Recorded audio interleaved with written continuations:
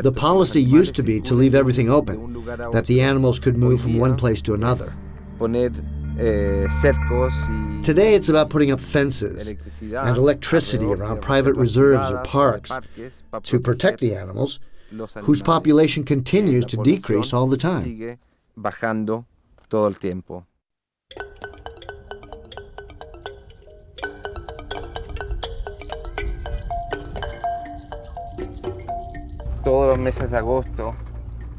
Every August we go to Masai Mara to camp and watch the wildebeest migration.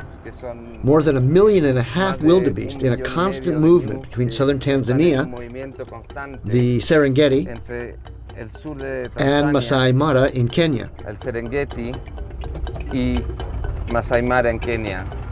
It's a truly amazing spectacle. Bastante impresionante.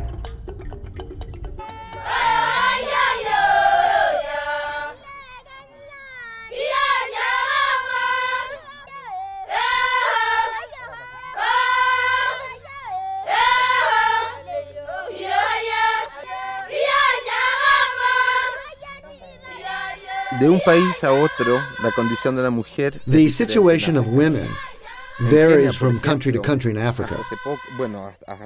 In Kenya, for example, even now, it is the woman who does everything. Builds the house, looks for firewood or water, does all the work. The men drink beer, spend the women's money.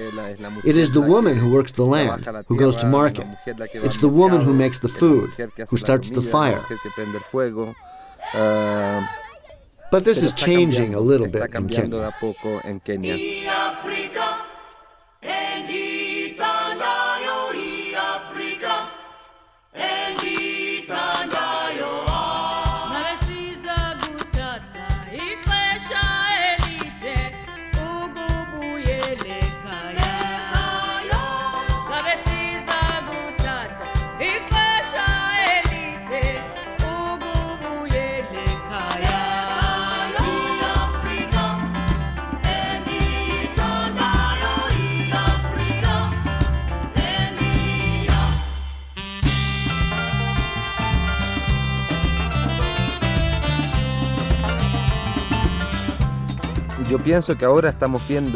I think that now, seeing the last herds, the last wild spaces remaining in Africa, that this is going to disappear in the next 20 years or so.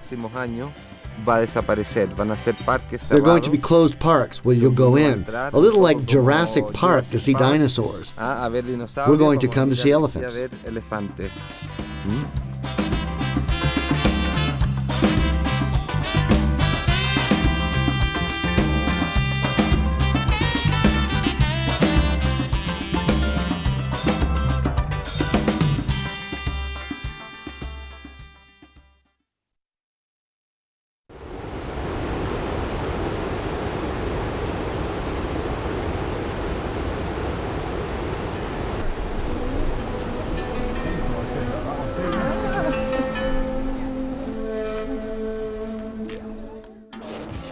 A survey taken in the year 2000 among young Americans and Europeans showed that for 80% of them, the word Africa was associated with the idea of death, darkness, and the fear of the unknown.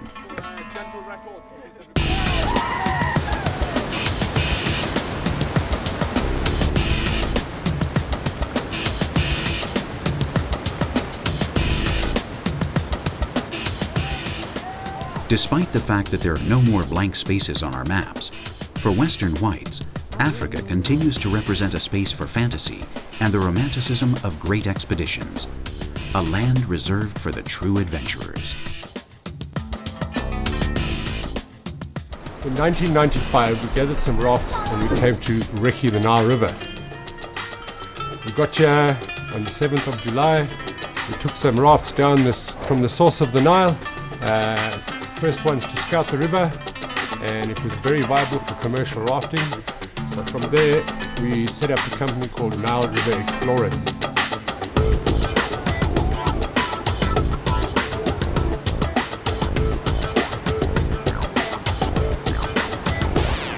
Fantastic commercial rafting here. which perhaps may be threatened by the building of the new dam. But as far as kayaking goes, this is potentially one of the best rivers in the world. It's warm, it's got everything you could possibly want. There's perfect play waves, there's good people, there's cool beer.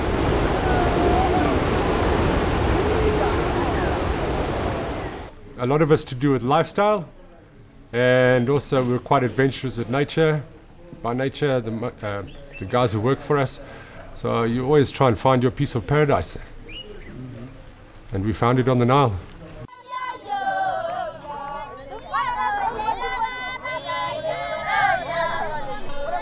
Paradise and hell. This is what we try to find in Africa, the continent that satisfies our mythological expectations. And another of our myths is that of the noble savage. The Maasai of Kenya well know how to take advantage of this need. Each day they receive hundreds of visitors, before whom they perform a folkloric pantomime of their culture. Everybody wins. The Maasai get paid, and the tourists get the dose of exoticism their trip requires.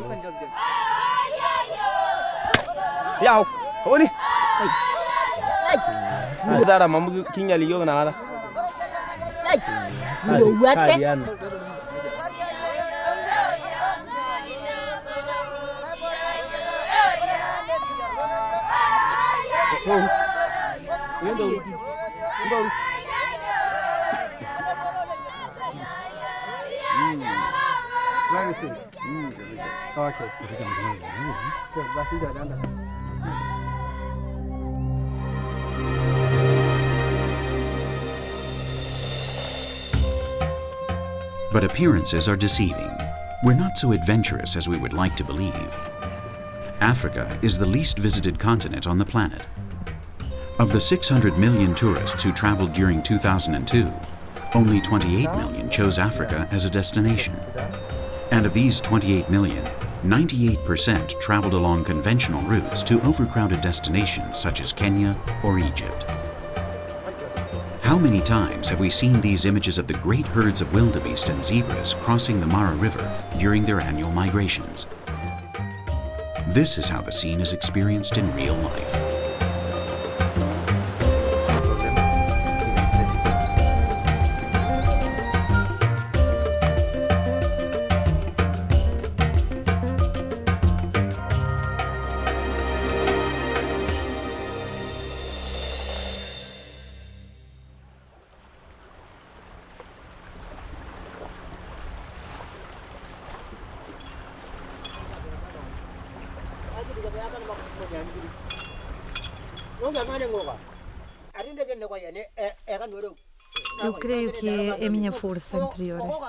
I think it's my inner strength that allows me to live here. Many women can't manage. Here there are no white women. Some Ghanaians went to the Soviet Union to study and married Russian women to get out of the country. But those women couldn't live here. It's very difficult.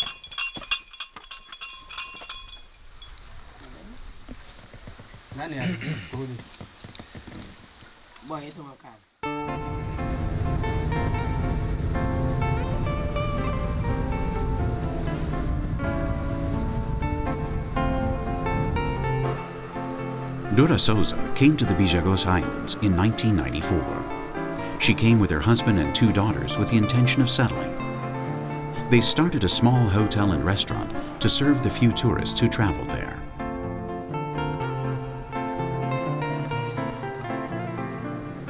The Bijagos Islands are some 70 miles from the coast of Guinea.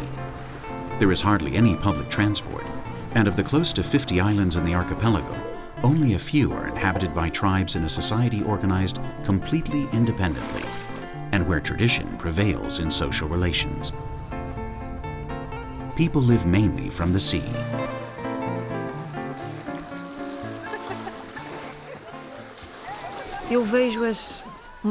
I see the girls working. They're the ones who run the house, who earn for the boys. They're the ones who do everything, because the men don't do anything. Gloria and Susana are Dora's daughters. They grew up in Africa. They don't have other white girls around them. Their games, their school, their stimuli, and their dreams are marked by a world very different from the one they come from. When we were in school, we got up and went to school. We came home in the afternoon and helped in the bar or went to the beach, depending on the day. When it's high tide, we go to the beach with our friends. When the tide isn't good, we stay home and help our mother. That's how we spend our days here.